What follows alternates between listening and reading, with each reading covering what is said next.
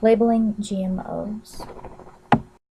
Perhaps the most important question is why label? For one, the majority of the population, approximately 91% of Americans, or according to some polls, want labeling laws. Despite multiple studies showing there is no difference, many still do not feel that GM foods are absolutely safe since the results are primarily based on rodents utilizing high-dose short-term testing to show the potential risks for humans in low-dose long-term situations. There's also the possibility for allergen genes to be utilized.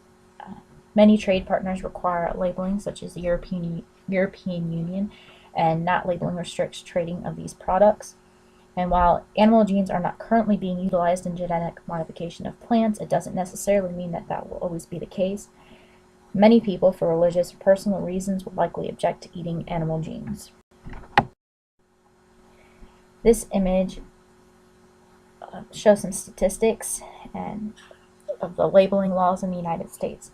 Some of the statistics include that 89% of Republicans and 93% of Democrats want labeling, with 91% overall favoring labeling laws and only 4% opposing mandatory labeling.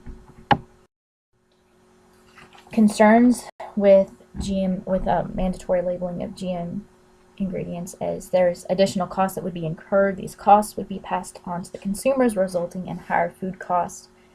Labels imply a warning, and that products might carry a risk. Take, for example, allergen information or aspartame content.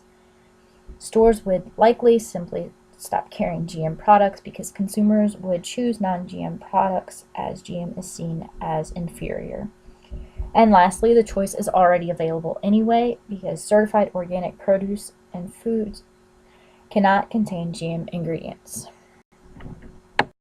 There's many pros and cons to GM labeling laws. Some of the pros is knowledge about what you're eating and what genes are present, including if any are potentially allergens. And people would have the right to choose whether or not they wanted to consume GM ingredients, whether for safety reasons or any other personal reason they might have.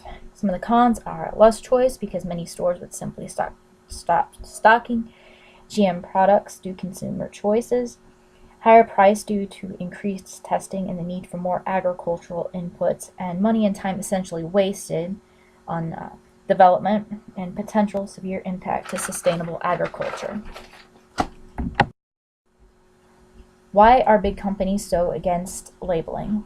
Well, sales, profits, cost of research in both time and money. A higher cost due from the trickle effect. More farming inputs combined with less output leads to higher costs. And the fact that GMOs are seen as being essentially the same and no more dangerous to non-GMO counterparts.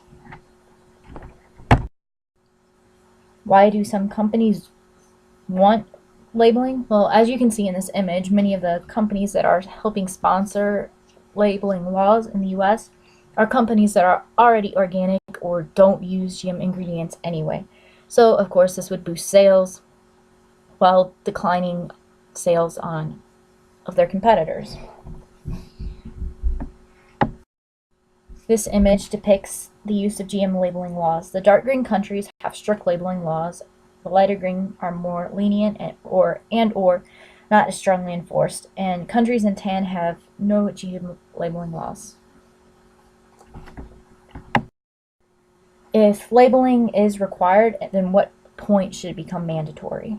At the whole food level, such as fresh fruit and vegetables, in processed foods such as snack food or prepackaged meals, in additives or flavorings in which the modified gene could potentially not even be detectable, and at what percentage level. In the previous slide, the dark green countries had labeling laws of 0.1 to 0.9% in the whole food. So are we going at what percent, and then at what are we going per ingredient or per the whole food product? How should GM labeling be enforced in the US, and who would be in charge? Well, in the European Union, strict GM labeling laws. Each member country has to do just this. There's testing facilities that are state-run and standardized, and it's all correlated between the entire European Union, so there's a standardization. So how would that be enforced in the US? Would it be given to the USDA? Would there be a creation of a new agency that does that? Who would fund it? The states, the federal government? Just how would it be done? There's a lot of questions about that.